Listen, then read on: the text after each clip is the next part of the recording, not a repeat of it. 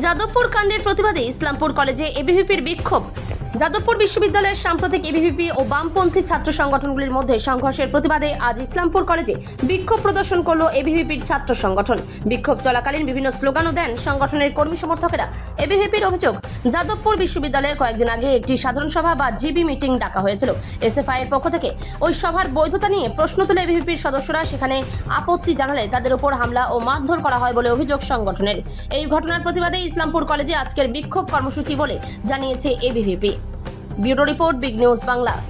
কি বিষয় আজকে আপনাদের এই আন্দোলন? দেখুন, 4 দিন আগে যাদবপুর বিশ্ববিদ্যালয়ে যে টুকরো টুকরো গ্যাং রয়েছে বা বলতে পারো যারা দিমাগি নকশাল রয়েছে, তারা কলেজে বিশ্ববিদ্যালয়ে যে একটি জিবি মিটিং রাখে অবৈধভাবে, সেইটির বিরুদ্ধে যখন এবিভিপি বিক্ষোভ করে তখন তাদের উপর প্রাণঘাতী হামলা করা হয়, তাদের উপর গুন্ডামি করা হয়। সেই বিরুদ্ধে আজকে আমরা এখানে বিক্ষোভ করেছি। কি নাম তোমার? দীপাঞ্জন সরকার। আজকে আমাদের এই আন্দোলন গত 4 দিন আগে যাদবপুর ইউনিভার্সিটিতে একটা অবৈধ জিবি মিটিং ডাকা হয়। কলেজে কোনো ইলেক্টেড স্টুডেন্ট রিপ্রেজেন্টেটিভ না থাকায় তারা অবৈধভাবে জিবি মিটিং করে সেখানে জিএস সিলেকশন করার একটা চেষ্টা করে।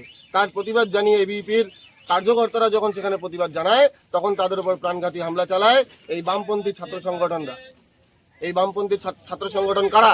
যারা জেএনইউতে দাঁড়িয়ে বলে পাকিস্তান জিন্দাবাদ, ভারত তেরে টুকরে হোঙ্গে ইনশাআল্লাহ ইনশাআল্লাহ, যারা আফজল গুরুর সমর্থনে কথা বলে, যারা সার্জিল ইমামের সমর্থনে কথা বলে, তাদের স্লোগান কি থাকে? কাশ্মীর বাঙ্গে আজাদি। যারা কাশ্মীরকে ভারতের অংশই মানে না, তারা কি বলে? अफजल हम शर्मिंदा है बस तेरे खातिर जिंदा है, तुम एक अफजल को मारोगे हर घर से अफजल निकलेगा। তবে আমরাও রাষ্ট্রবাদী ইউথ এখান থেকে দাঁড়িয়ে বলছি, उस घर में घुसकर मारेंगे जिस घर से अफजल निकलेगा, वो कोक नहीं पलने देंगे जिस कोक से अफजल निकलेगा।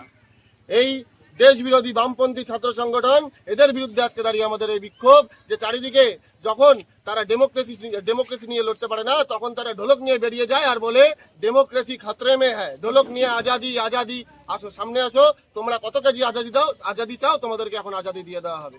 তাদের বিরুদ্ধে আজকের দিনে আমাদের দাঁড়িয়ে ইসলামপুর কলেজের সামনে এই বিক্ষোভ এবং পশ্চিমবঙ্গের প্রত্যেকটি কলেজে এইভাবে বিক্ষোভ চলবে।